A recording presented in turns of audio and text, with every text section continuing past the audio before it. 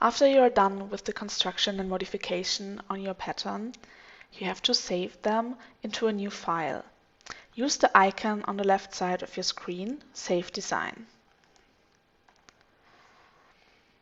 You can change the name of your file in this window.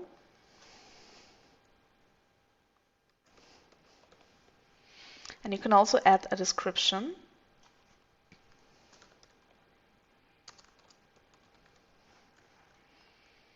And save with this button on the right side. If you save the design file a second time with the same name, you have to know that you override your old file. So let me show you a little warning. System asks you, are you sure? If you want to override your pattern, click on Yes. or if you want to cancel, Click on No.